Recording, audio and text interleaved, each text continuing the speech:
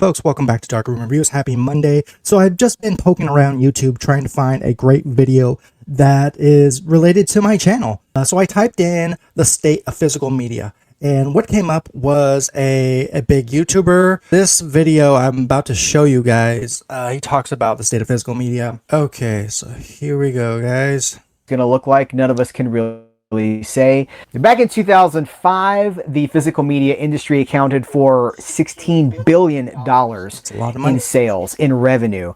All these years later, in 2024, which is the last data we have as of the making of this video, 2024, that number had dropped to below 1 billion for the first time ever in the history of physical media. From 16 billion in 2005 to less than 1 billion in 2024. So there are less of us than there have ever been, and we're seeing the prices continue to go up. That's one of the ways that the industry continues to remain profitable in whatever capacity that it does, is that we're going to continue to see more expensive releases. We're going to see probably fewer things on physical media, but what we do get on physical media is probably going to be marketed more to collectors with these huge elaborate box sets that... Yeah, he just brought up huge elaborate box sets, which if you do a little research yourself, if you're into boutique labels, chances are you've come across box sets. You know, the Movie Room, Valoria Video, Arrow Video, the list goes on. Those businesses sell box sets for outrageous prices, but people will go out of their way to buy them, and I think that's cool. If you have the money to spare, sure. If you have, you know, $200 to $300 for, you know, one movie, but it's a special, very special edition, you're getting all the bells and whistles. Let's continue watching this video here. Huge elaborate box sets that might cost $50, $60, $75. Some studios, some distributors may even put these things out for like $200. We've already seen it in 2025. We'll see more of it in 2026 because people buy them. Enough people buy those to make them profitable. The majority of people that are watching movies on streaming. They're not going to the movie theaters, which are dying, and they're not watching things on physical media, which is continually shrinking. Netflix, as of this recording, has 300 million subscribers every month. Disney Plus is a very distant, you know, they're far behind with 131 million subscribers. But I estimate that when it comes to physical media collectors that there are actively maybe optimistically 100,000 active physical media consumers that are buying things at retail. I'm not talking about going in a pawn shop and buying things on the secondhand market for $2 a pop. I'm talking about supporting releases at retail, which actually feeds the industry. He's talking about the percentage of people going out and buy secondhand. That's me.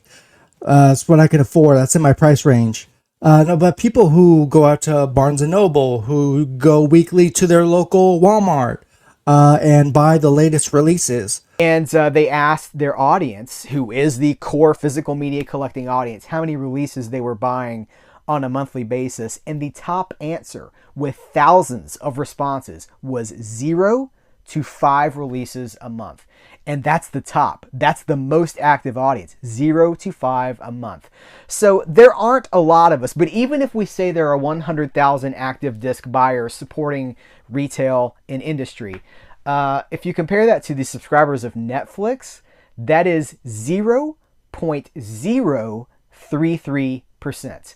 0 to 5 a month. I believe that number wholeheartedly. So I know this is not an optimistic video. I know this is not good news. I mean, rising prices, a shrinking market, releases that are getting more and more expensive, and that's if the studios will even license out the movies to the people in the first place. With all of these mergers and acquisitions that are going on, there is always the possibility that some of these studios will open up the doors to open up the doors of their archive to some of these third-party distributors.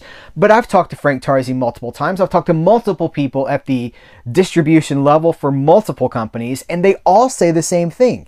Sales continue to drop. Speaking of which, you know, Paramount buying Warner Bros. Could we see, you know, a big, you know, rise in older films coming out, giving us special editions of these films? If you want a movie, if you want to add a movie to your collection, chances are it's at least on DVD, it's probably on Blu-ray, and it may even be on 4K. That exists right now.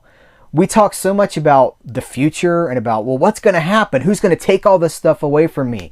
That I think we miss how blessed we are right now. We have everything we could possibly want. The state of buying in 2026, it's not going to continue to go up. It's going to continue to, take its course and stay the same route. Not even watching that. They put it on their shelf and they're like, okay, what's next? They're hoarding all of these movies, but they're not living in the now. They're not enjoying this golden moment that we have. Watch movies, live in your collection, enjoy what we have right now, because I thoroughly think the evidence supports that every single year from here on out, there will be less of that thing than there is right now.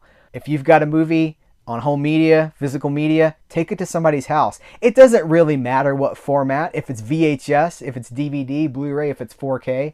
If you've got the 8mm version that you're going to project on the side of the wall, all that matters is you're sharing something with somebody else and you get to experience it together. Isn't that why we buy these movies? So we can enjoy them? So we have them in the comfort of our own house and we don't have to worry about them being taken away or disappearing from a streaming service. And if there's something that comes out from a distributor that you want to buy and you have the money to buy it, you should absolutely support that release. I wouldn't advocate anybody spending money on things they don't have on things they don't really want. I'm not talking about artificially propping up an industry. That's how speculation tanks markets. Anytime a market brings in gimmicks like steelbooks or like these slipcovers, I always think of the comic book boom of the mid-90s when chromium covers and hologram covers and Image Comics and Valiants and all these gold foil cover. And now those are all in dollar bins, and a lot of the companies that made those things are out of business. Remember, Marvel went bankrupt at the end of the 90s. They could not sustain that boom. And that's how Disney ended up owning Marvel too, is because the business was tanked. These speculative tactics, buying for value, What comes to mind, what he just said, makes me think of resellers, and collectors dislike resellers.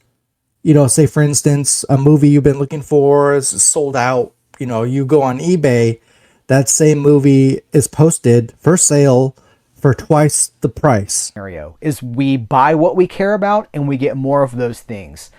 But I don't know how sustainable this current trend of super deluxe special editions is for the sustained health of the industry. I really feel like a lot of these are signs of the end. And if not the end, at least the end of something, the end of a cycle, the end of a business, the end of a company. Physical media will probably always be around in some form. It may be a hologram that you keep in your belt and you project it on the side of the wall, but I think there will always be companies selling us things that we want. We have to remember we have the dollars that the companies want. We have the power, we have the control. But I don't know how much longer this boom that we live in, where everything is available on the internet all the time. Any movie that you want, you can probably track it down somewhere from some distributor. I think that window is closing, and I think it's closing pretty rapidly. So let's enjoy it. Let's enjoy what we have while we still have it. Just enjoy what you have is what he's trying to say. I'm going to wrap up this video here. He raised a lot of good points, and I'm happy to have come across this video and shared it with you guys. If you like this kind of content, Dark Room Reviews is the place to be for this kind of content. Stay tuned for more, guys. See you guys very soon. Take care. Folks, if you like this video, go ahead and hit that subscribe button. It really helps out in the long run. Dark Room Reviews, it's the place you should be subscribed to.